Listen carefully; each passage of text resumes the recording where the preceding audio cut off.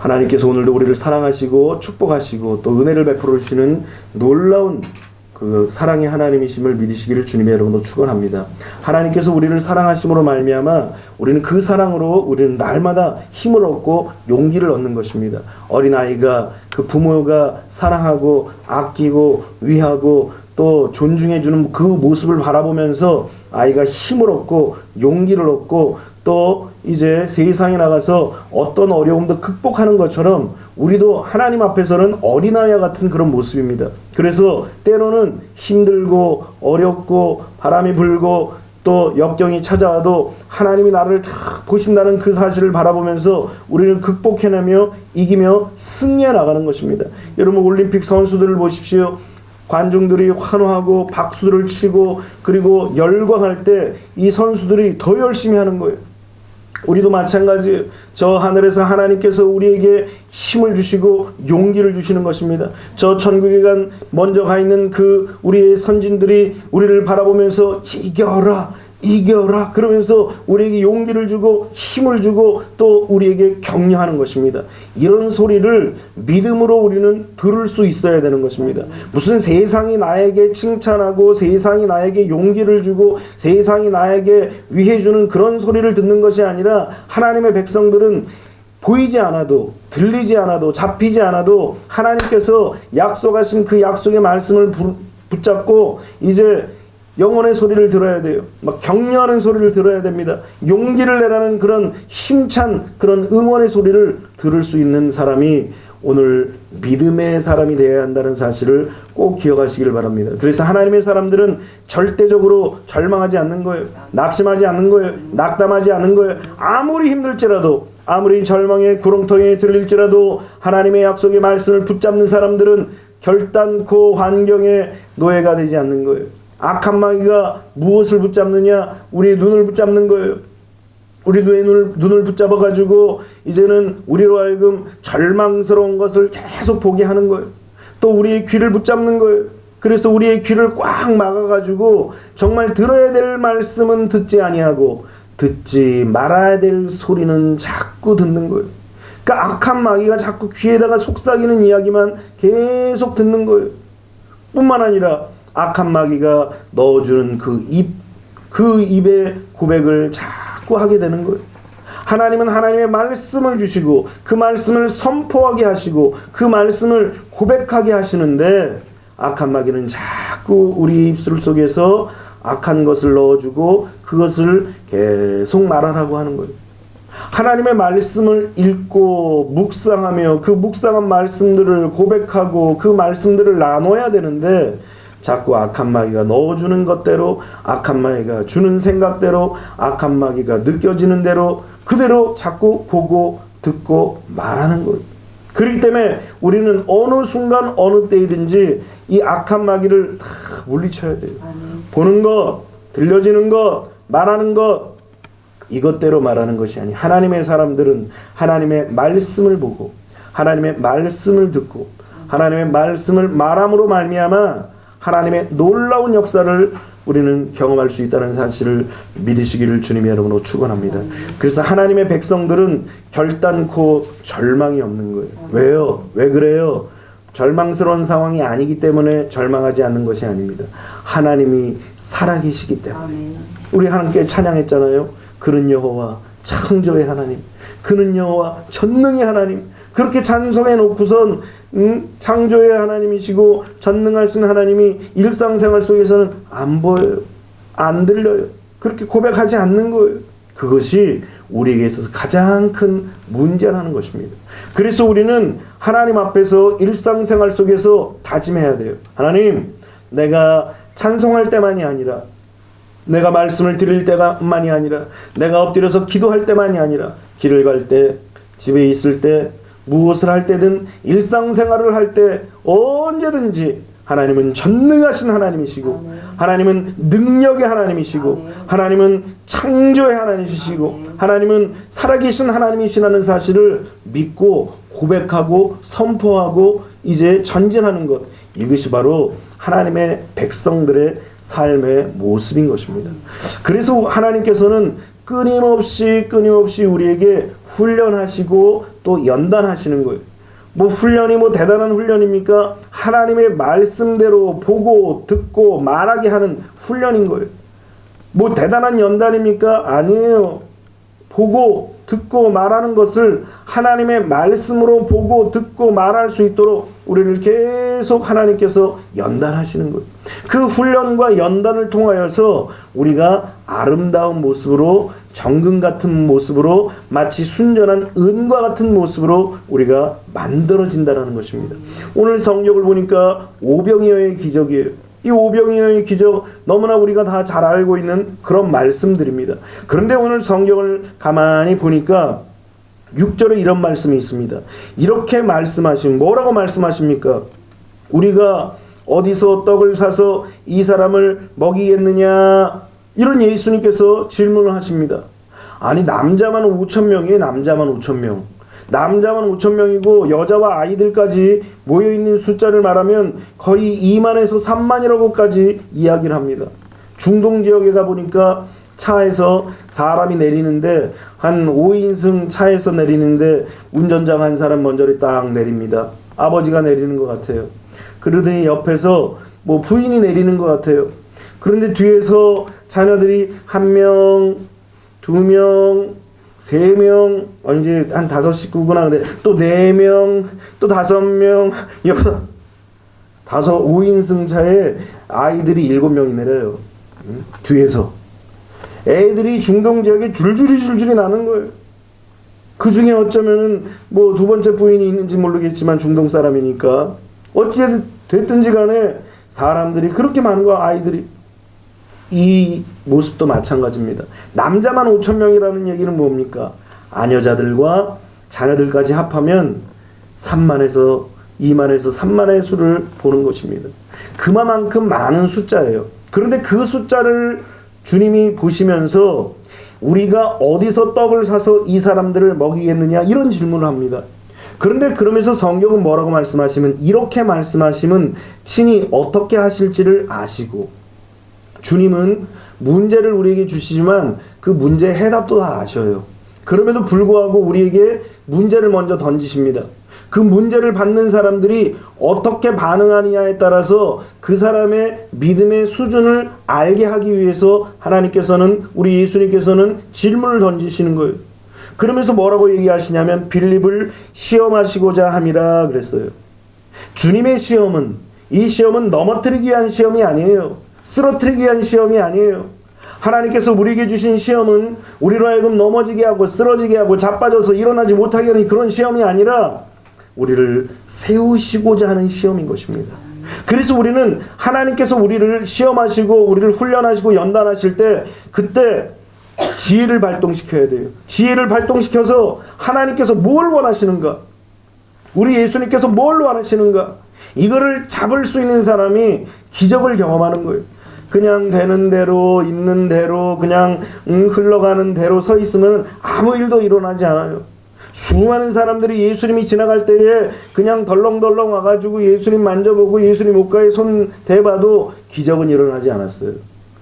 그저 그 상황에서 주님이 뭘 원하실까, 주님이 어떤 것을 바라실까를 생각하고 묵상하고 그러면서 행진하고 전진하는 자들에게 하나님의 놀라운 기적 역사가 나타나는 거예요. 그래서 문제가 딱 생겨지면 하나님의 사람들, 복을 받을 수 있는 사람들, 또 기적을 경험하는 사람들은 딱 문제가 생기면 벌써 생각이 달라지는 거예요. 생각이 달라지니까 눈빛이 달라져요. 들리는 게 틀려요. 말하는 게 틀려요. 기적을 만난 사람들을 보십시오. 불황무식한 거지일지라도, 불황무식한 그런 이제 소시민일지라도 그 말하는 모습들을 보면 달라요. 달라. 왜 그랬습니까? 생각하는 것이 틀린 거예요. 벌써 기적을 만나고 싶어하는, 능력을 경험하고 싶어하는, 은혜를 체험하고 싶어하는 그런 생각이 꽉 들어차 있으니까 벌써 눈빛이 다르고 듣는 소리가 다르고 말하는 그런 대화 자체가 달라요. 평상시에는 한 푼만 도와주세요 이런 소리로 가득했던 사람들이 이제는 그의 입술 속에서 믿음을 고백하고 믿음을 선포하고 믿음을 이야기하는 거예요. 놀라운 역사인 것입니다. 그러니까 이 생각부터 완전히 변화되니까 보는 것, 듣는 것, 말하는 것이 달라지니까 기적을 경험하는 거예요. 예수님은 이 제자들을 향하여서 이런 모습을 기대했어요. 그런데 빌립을 오늘 보니까 시험하고자 하심이라. 예수님께서 왜 시험하시기를 원하시느냐? 우리의 모습을 세우시기를 원하시는데, 세워지려면 어떻게 해야 돼요? 자기의 수준을 알아야 돼요. 자기의 수준. 내 영적인 수준이 어느 자리에 있는가. 늘 6단계 얘기를 하잖아요. 첫 번째는 죄 사함의 단계, 두 번째는 거듭남의 단계, 세 번째는 성령 세례의 단계, 네 번째는 성령 충만의 단계, 그리고 전인 구원의 단계, 그리고 예수 그리스도와 연합되는 이 6가지의 단계를 통해서 우리의 신앙을 점검하는 거예요. 내가 그저 그냥 죄 사함의 단계만 있는가? 늘 그냥 손이나 씻고 늘 죄나 고백하는 그런 단계에 있는가? 아니면 예수 그리스도의 죽음과 부활을 경험하면서 새 생명을 소유하면서 거듭난 단계에 서 있는가? 이것을 또 넘어서 이제는 성령 세례를 받아서 하나님의 말씀을 의지하고 날마다 주님을 의지하면서 죄와 싸우고 세상과 싸우고 마귀와 싸워서 하나님의 말씀대로 살려고, 진리의 말씀대로 살려고 애를 쓰면서 기어코 성령 충만을 받는 그런 단계까지 와서 전인 구원을 체험하고 있는가? 그리고 급기야는 예수 그리스도와 연합되는 놀라운 은혜의 삶, 충만한 삶, 그야말로 예수 그리스도가 언제든지 오셔도 정말 들림받을 수 있는 자신 있는 그런 삶이 나에게 있는지 내 스스로 끊임없이 시험해 봐야 한다는 거예요. 오늘 예수님께서 이 빌립을 시험하시는 거예요. 그런데 오늘 이 약삭빠른 빌립은 어떻습니까? 평상시에 스스로 약삭빠르다고 생각하고 평상시에 이 빌립은 똑똑하다고 생각한 거예요. 빌립은 평상시에 이제 자기가 남들보다 더 많이 배웠다라고 생각했을지도 몰라요. 그러다 보니까 예수님 조금씩 받게 할지라도 뭘 조금씩 받는다는 얘기예요. 지금 모여있는 사람들한테 돈을 조금씩 받아서 모아도 200데나리온이나 될지 모르겠습니다. 이 가난하고 무지렁이 같은 이런 자들이 돈이나 갖고 왔겠습니까? 헌금도 안 하는 사람들이 뭔 돈을 가지고 왔겠습니까? 다 모아도 200데나리온만큼도 되지 않을 겁니다. 혹시 되더라도 200데나리온의 빵을 사올 것도 없습니다. 이런 얘기를 빌립이 하는 거예요. 여러분, 우리는 이 빌립의 이야기를 보면서 우리 자신을 봐야 됩니다. 나의 영적 수준은 어떤 것인가? 나의 지금 영적 단계는 어느 단계에 있는가? 나는 지금 어느 곳에 서 있는가? 주님이 시험하시는 이유가 뭐라고 그랬죠? 우리를 세우시고 우리를 발전시키시기 위해서 시험하시는 거예요. 그러니까 우리의 현 주소를 알고 나의 영적인 상태를 알고 그리고 거기서 그냥 머물러 있는 것이 아니라 그냥 거기서 뭉개 안고 있는 것이 아니라 거기서 발돋움해야 돼요. 성장하고 일어서고 달려가고 올라가야 돼요. 날마다 업그레이드를 시켜야 됩니다. 제가 갖고 있는 노트북에 보면은 껐다가 키면은 꼭 자꾸 메시지가 떠요. 윈도우 10이 깔려져 있는데 윈도우 11을 깔으라는 거예요. 자꾸 업그레이드 시키라는 거예요. 하다못해 기계도 업그레이드를 시키라고 난리인데 이 사람이 어떻겠습니까? 사람도 생명이 있는데 생명이 있는 존재는 자꾸 업그레이드가 돼야 돼요. 자꾸 발전이 되고 자꾸 성장이 돼야 되는 거예요. 그래서 어제보다 오늘보다 내일이 자꾸 성장되는 것, 이것이 바로 생명의 역사고 생명의 능력인 것입니다. 이런 놀라운 생명의 역사가 오늘 예수님께서 시험하심으로 말미암아 발전되고 성장되고 성숙될 수 있도록 주님은 시험하시는 거예요. 그런데 이 빌립은 어떻습니까? 벌써 계산부터 하는 거예요. 머리서부터 생각하는 거예요. 생각부터 하는 거예요. 그래서 성경은 뭐라고 말씀하십니까? 모든 이론을 파하고 하나님 아는 것을 대적하여 높아진 것을 파하고 모든 생각을 사로잡아서 그리스도께 복종하라는 거예요. 이것을 복종시키지 않는다면 결단코 하나님의 놀라운 기적은 그의 삶 속에 나타날 수가 없는 것입니다. 그래서 예수님께서 항상 가시는 곳마다 데리고 다니는 사람들이 있어요. 주로 베드로와 요한과 야고보, 이 사람들 이외에는 거의 따로 데려가지 않나요.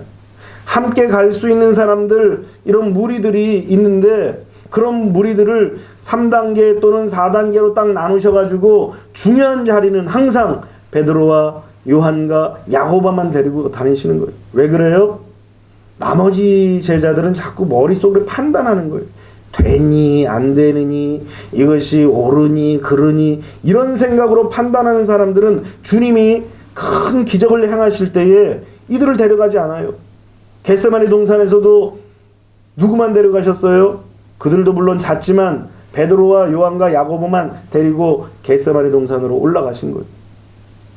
변화상상에도 마찬가지입니다. 세 사람만 데리고 가서 그들에게 그 영화로운 일들을 보게 하시는 거예요. 왜 그렇습니까? 믿음의 단계들이 있다라는 거예요. 어떤 단계에서 믿지 못하는 그런 마음을 가지고 주님과 어느 자리까지 갈 수 있는 모습이 아니라는 거예요. 그래서 주님은 이 빌립을 시험하시는 거예요. 너도 이 시험의 단계를 뛰어넘어서 믿음의 삶으로, 믿음의 모습으로 업그레이드가 되라라고 이 빌립을 예수님께서 시험하셨던 것입니다. 여러분, 세상의 이론과 세상의 지식과 경험으로는 아무것도 할 수 없습니다. 전도서 9장 11절을 말씀을 보니까 성경에 그렇게 말씀하십니다. 내가 다시 해 아래서 보니 빠른 경주자들이라고 선착하는 것이 아니며 용사들이라고 전쟁에 승리하는 것이 아니며 지혜자들이라고 음식물을 얻는 것도 아니며 명철자들이라고 재물을 얻는 것도 아니며 지식인들이라고 은총을 입는 것이 아니니 이는 시기와 기회는 그들 모두에게 임함이니라 그랬어요. 이게 뭐예요? 하나님의 은혜로 산다라는 거예요. 하나님이 은혜의 때를 주시고 은혜의 시기를 딱 주실 때 그것을 붙잡는 자가 경주자보다 더 먼저 도착할 수도 있고 지혜자보다 더 큰 명철을 얻을 수도 있고 능력자들보다도 더 큰 능력을 행할 수 있는 것이 바로 하나님의 은혜라는 거예요. 이 은혜가 어떤 사람들에게 임하느냐? 믿음을 갖고 있는 사람들. 그래서 날마다 주님이 주시는 그 은혜 가운데 믿음으로 날마다 성장해 나가는 사람들, 이런 사람들을 하나님께서는 사용하시고 축복하신다는 사실을 여러분들이 꼭 믿으시기를 주님의 이름으로 축원합니다. 주님은 그래서 우리에게 그런 마음으로 우리에게 시험하시는 거예요. 성장하라는 거예요. 잘하라는 거예요. 성숙해지라는 거예요. 그래서 하나님의 백성답게, 하나님의 자녀답게, 하나님의 신부답게, 하나님의 아들답게 우리로 살도록 우리를 끊임없이 인도하시는 것입니다. 오늘 여러분들의 인생 속에서 어려움이 있고 시련이 있고 역경이 있고 장애물이 있을지라도 그냥 주저앉지 마세요. 38년 된 병자를 보십시오. 낫고자 하는 그 열망, 치료받고자 하는 그 열망을 가지고 그저 그 베데스다 그 연못가에서 여러분 일어나지도 못하는데도 불구하고 물이 동하는 모습을 보면 애를 쓰는 거예요. 남들이 먼저 들어갈지라도 또 일어나려고 그러고 또 일어나려고 그러고, 그러니까 수많은 병자들이 모여 있음에도 불구하고 거기 예수님께서 찾아가셔서 딱 38년 된 병자만 치료받은 거예요. 그 열망, 그 열정, 치료받고자 하는, 낫고자 하는 그 열망, 열정이 예수님께서 네 자리를 들고 걸어가라 그랬을 때 38년 된 병자에게 그런 얘기하는 게 지금 맞습니까? 지금 맞질 않아요. 잔인한 얘기입니다. 그럼에도 불구하고 예수님께서는 이 38년 된 병자에게 내 자리를 들고 일어나 걸어가라 그랬어요. 그런데 이 병자가 예수님의 말씀을 듣고 주섬주섬 일어나서 자리를 들고 걸어가는 거예요.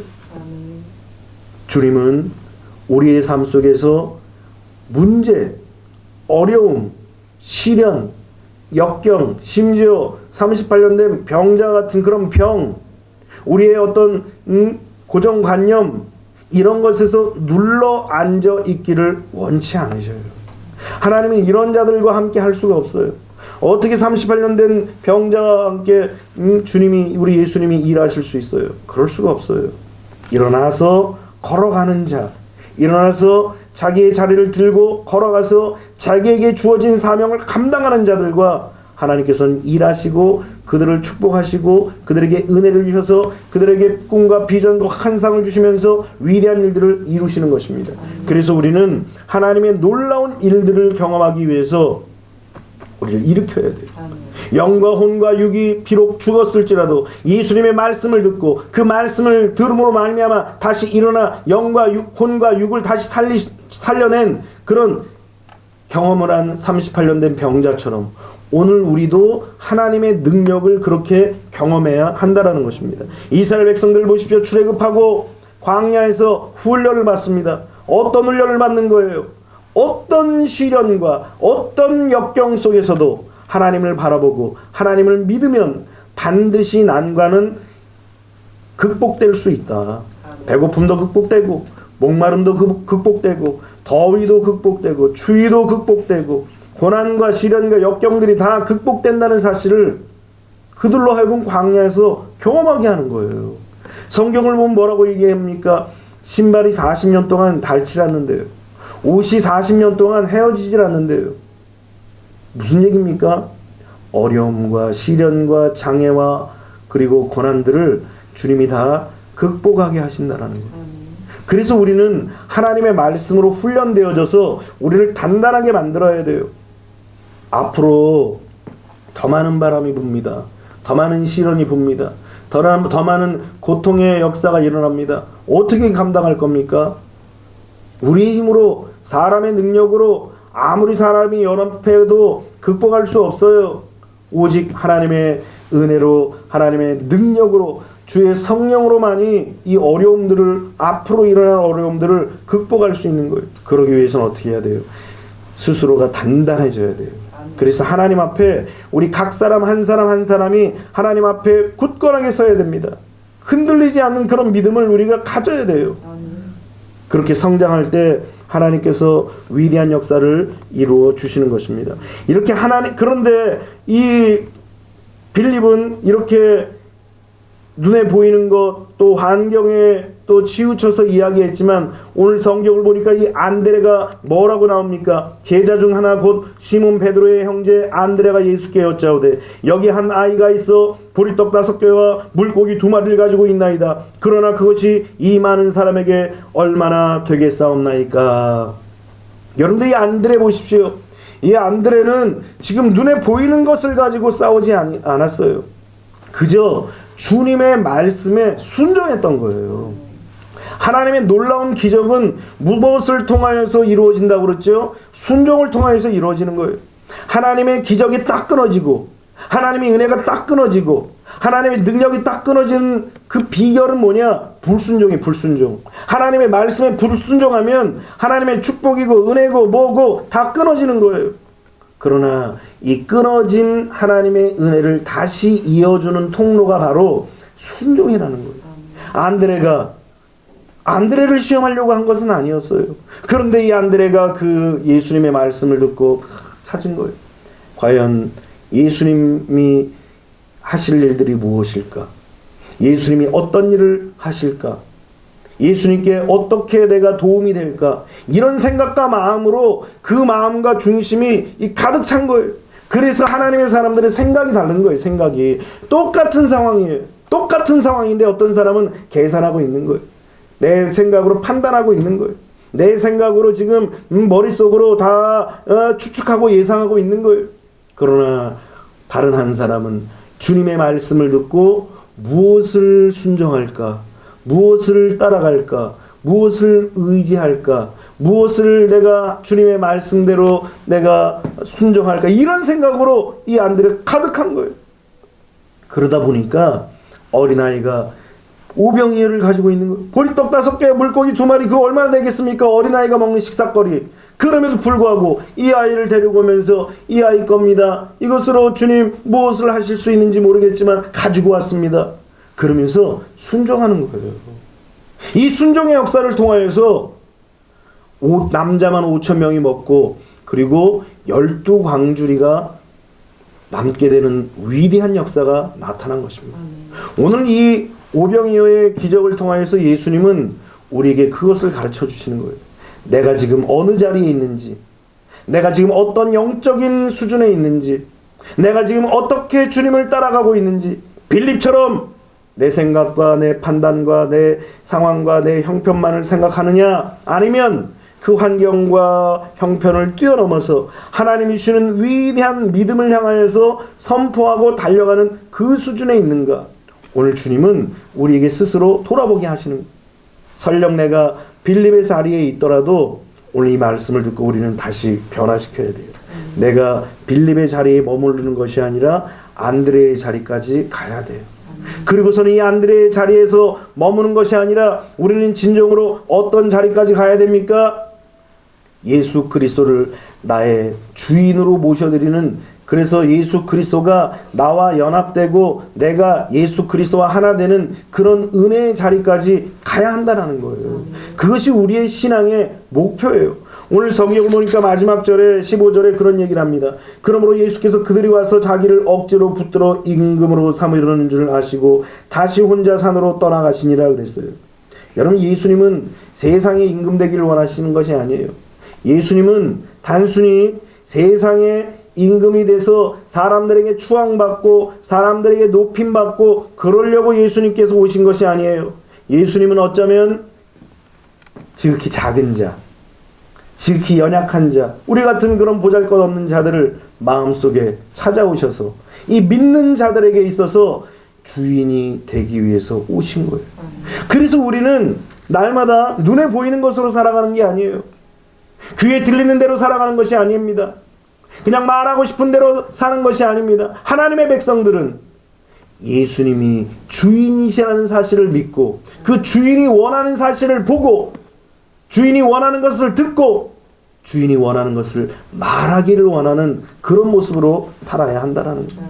그래서 이 오병이어의 기적을 통하여서 하나님은 우리에게 그런 놀라운 은혜를 주시는 것입니다.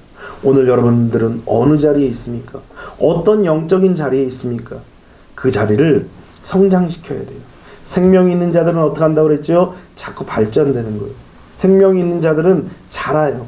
생명이 있는 모든 것들은 다 자라요. 이 꽃도 나무도 생명이 있으니까 어제보다 오늘이, 오늘보다 또 내일 보면 또 뭐가 자라도 자랐을 거라고요. 생명이 있기 때문인 것입니다. 오늘 우리도 마찬가지예요. 영적인 생명이 있는 사람은 반드시 살아나고 반드시 자라는 거예요. 오늘 여러분들이 이 밤에 하나님 앞에 말씀을 듣고 다시 한번 역동하는 그 생명을 느끼면서 이제 내 자리가 성장되어지고 발전되어지고 성숙되는 그런 하나님의 축복을 누리시기를 주님의 이름으로 축원합니다. 기도하겠습니다.